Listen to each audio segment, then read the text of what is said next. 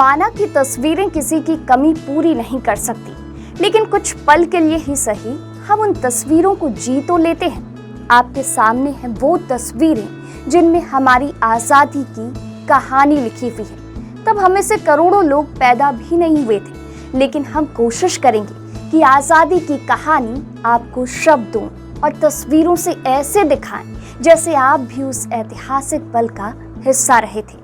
Long years ago, we made a tryst with destiny, and now the time comes when we shall redeem our pledge, not wholly or in full measure, but very substantially. At the stroke of the midnight hour, when the world sleeps, India will awake to life and freedom.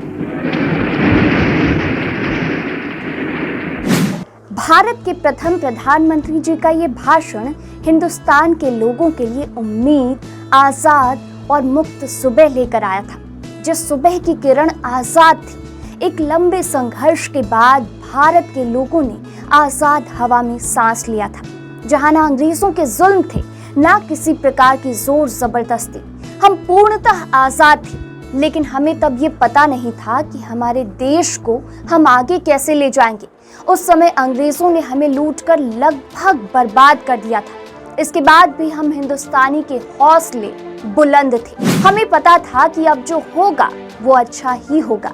ऐसे इस आजादी को पाने के लिए हमने काफी कुछ खोया था। इसकी शुरुआत भी काफी पहले से हो गई थी। 1857 की क्रांति, जिसने अंग्रेजों को हिला दिया था। रानी लक्ष्मीबाई की बहादुरी गाथा ने दिखाया था कि हम हिंदुस्तानी किस मिट्टी के बने हैं। 1885 में कांग्रेस की स्थापना, 1905 में बंगाल विभाजन, 1908 में खुदीराम बोस को फांसी, ये वो घटनाएं हैं जो अंग्रेजों के खिलाफ बढ़ते असंतोष को दिखाता है। 1915 में गांधी जी जब वापस इंडिया आए और आजादी के कार्यों में लग गए, तो लगा कि हमें कोई मिल गया है जो हमारी बात को अच्छे तरीके से जन जन तक पहुंचा रहा है। वो हमारी ही बात हमें ही समझा रहे थे। एक तरफ गांधी जी थे तो दूसरी तरफ भगत सिंह, चंद्रशेखर आजाद, राजगुरु, सुखदेव, जिनकी शहादत ने पूरे देश में ज्वाला भरने का काम किया। दांडी यात्रा, चंपारण यात्रा, खिलाफत आंदोलन, अंत में 1942 में गांधी जी का कहना कि करो या मरो। इसके बाद साफ हो गया था कि अंग्रेज ज्यादा दिन तक नहीं रहने वाले हैं। हुआ भी यही। 15 अगस्त 1947 को हम आजाद हुए, लेकिन इस आजादी के साथ हमें कुछ घाव भी मिले। वो घाव था भारत का विभाजन।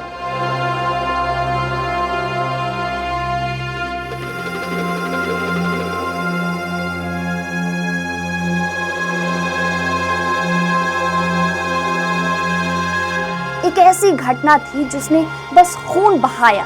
खून के धब्बे से पूरा भारत लाल हो गया। जाते जाते अंग्रेजों ने फूट डालो राज करो को अंतिम रूप दे दिया था।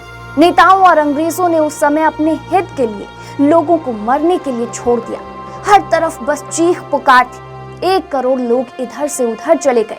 लाखों लोगों ने अपनी जान गंवाई। ब्रिटिश हुकूमत में मुस्लिम बाहुल्य क्षेत्र को पाकिस्तान और हिंदुओं की अधिकता वाले क्षेत्र को भारत घोषित किया गया था। हालांकि माना तो ये भी जाता है कि इस बंटवारे के पीछे राजनीतिक महत्वाकांक्षा सबसे बड़ी वजह थी।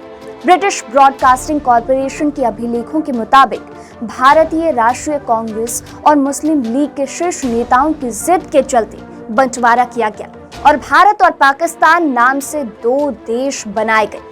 इनमें से एक देश, जिसे पूर्वी पाकिस्तान या पूर्वी बंगाल कहा जाता था, वो पश्चिमी पाकिस्तान से 1700 किलोमीटर दूर था। इस तरह से कहा जाए तो धर्म के आधार पर भारत के 3 टुकड़े हुए थे।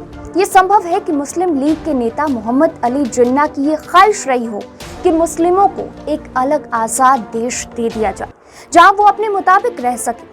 दूसरे विश्व युद्ध के बाद आर्थिक रूप से कमजोर होने पर ब्रिटिश सरकार ने यह तय किया कि भारत को उपनिवेश बनाए रखना अब उनके लिए फायदे का सौदा नहीं रह गया।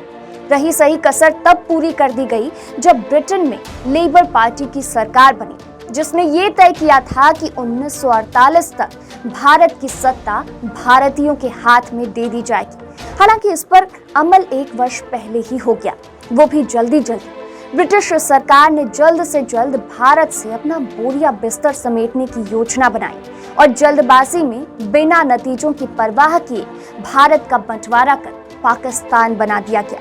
ये वो फैसला था जिसे याद करके आज भी दोनों मुल्क के लोग परेशान होते हैं। इस घटना के बाद अलग अलग देश की नींव रखी गई और भारत को अपना पड़ोसी देश पाकिस्तान मिला। हालांकि इस घटना के बाद भारत ने राहत की सांस ली और भारत को विश्व के मानचित्र पर लाने के लिए सुधारक, बुद्धिजीवी, नेता सब जोर शोर से लग गए। आजाद भारत की कल्पना कैसी हो, ये सब सोचने लगे। एक हसीन ख्वाब जो आजाद भारत का था वो पूरा हो चुका था। हम आजाद थे, हम आजाद हैं, हम आजाद रहेंगे।